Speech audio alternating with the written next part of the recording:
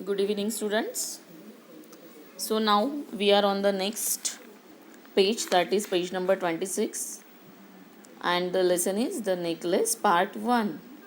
So what we have seen in the last video, the last line I will read again. Suddenly she discovered in a black satin box a superb diamond necklace, and her heart began to beat with uncontrolled desire.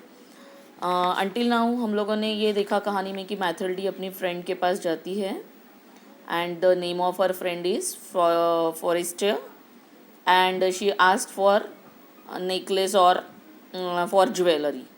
Okay तो वो एक एक करके उसके सामने रखती है, but मैथल्डी all the time पूछती रहती है और नहीं है क्या, और नहीं है क्या, है ना. सो किस तरह से you have nothing else like that she ask, and finally she discovered that in black satin box she like a necklace which is of diamonds, and her heart began to beat with uncontrolled desire. और जैसे ही वो उस necklace को देखती है, she feels that she had desire and that is too uncontrolled, यानी जो उसे कंट्रोल नहीं कर सकती ऐसी इच्छा शक्ति उसमें जागृत होती है. और ऑफकोर्स वो इच्छा शक्ति किस चीज़ की होगी कि that she will have that necklace, और she would have that necklace with her. उसे वो पहनने की काफ़ी डिज़ायर इच्छा होती है, और वो इतनी ज़्यादा तीव्र होती है कि वो उसे अनकंट्रोल होती है, कंट्रोल नहीं कर सकती है. Okay, so her hands trembled as she took it. थोड़े से उसके हाथों में कंपन आ जाता है क्योंकि वो बहुत ज़्यादा एक्साइटेड हो जाती है, और वो जब वो लेती है हैंड अपने हाथ में तो उसके हाथ कांपने लगते हैं. She fastened it around her neck and stood lost in ecstasy as she looked at herself. वो उसे फास्टन मीन्स यर टू बाइंड, मतलब बांधना. अपने जब नेक को वो बांधती है उस नेकलेस को, तो वो उसी तरह से एक्सटेसी में, परम आनंद में, ओवरवेलमिंग जॉय, ग्रेट जॉय में अपने आप को देखती रहती है.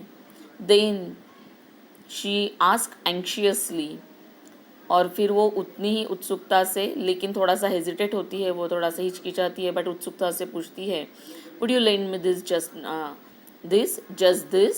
क्या आप ये मुझे उधार पे, लोन पे दोगे क्या. लेंड करना यानी उधार, loan. Okay, so she ask would you lend me this, just this. Then her friend said yes of course, क्यों नहीं, मैं ज़रूर दूंगी.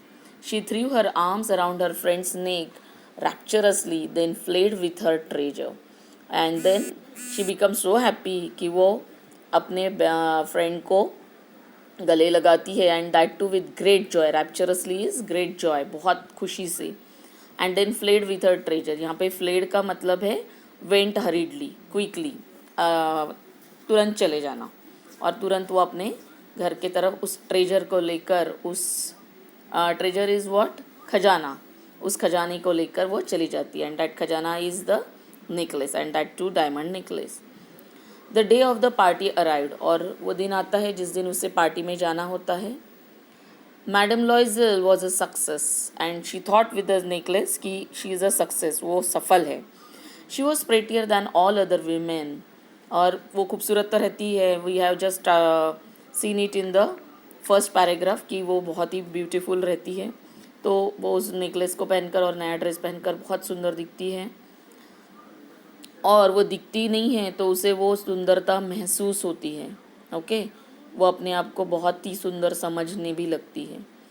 So she become elegant. Elegant is यहाँ पे गुड लिवरी, जिसे आप थोड़ा शिष्टाचार वाली समझोगे. ग्रेशियस यानी हम्बल, विनीत, स्माइलिंग, मुस्कुराती हुई, एंड फुल ऑफ जॉय, और वो पूरी तरह से खुश होती है. Then she dance wildly with passion. पूरी जुनून के साथ, विथ ग्रेट इमोशन के साथ वो डांस करती है. शी बिकम्स सो हैप्पी कि वो सब कुछ वो करती है, वो खुद को भूल जाना चाहती है. It's like that.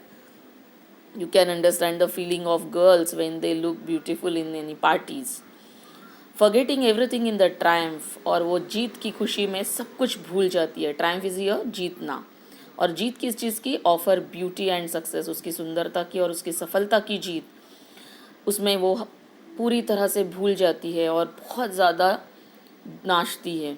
Floating in a cloud of happiness, और ऐसे लगता है जैसे कि शी इज़ फ्लोटिंग इज तैरना, swimming in a cloud of happiness, सातवें आसमान पे उड़ने लगती है। It's like that. Mathilde and her husband left at about 4 o'clock in the morning, और वो पार्टी रात भर चलती है, सुबह सुबह 4 के करीब वो वहाँ से निकलते हैं। When they were finally in the street, they could not find a cab, और 4 बजे वगैरह तो कोई कैब मिलेगी नहीं उन्हें, टैक्सी तो नहीं मिलेगी, but still they find.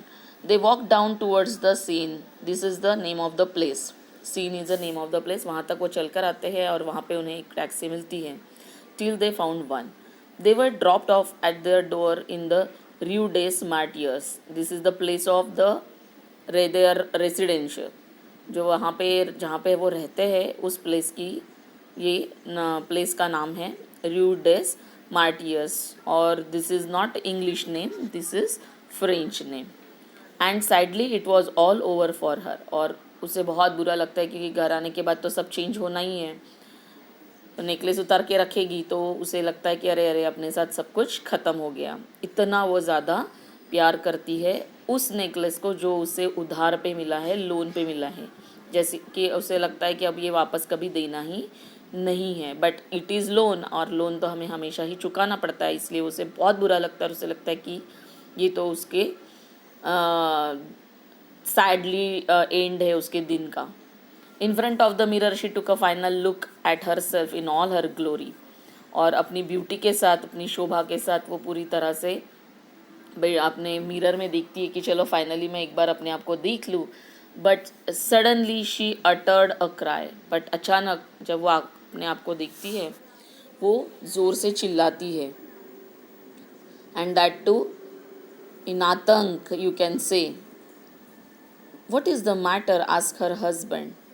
Sorry, she uttered a cry. She no longer had the necklace round her neck. क्यों चिल्लाती है? क्योंकि उसके गले में जो नेकलेस होता है वो वहाँ नहीं रहता। She turned towards him, panic stricken.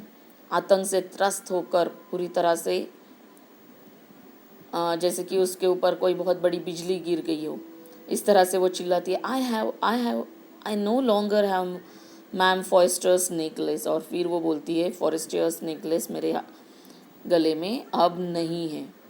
He stood up, उसका हस्बैंड जो होता है वो भी एकदम परेशान हो जाता है, डिस्टर्ब्ड हो जाता है वो भी, एंड यहाँ पे डिस्टर्ब का मीनिंग दिया है वेरी वरीड, डिस्टर्ब।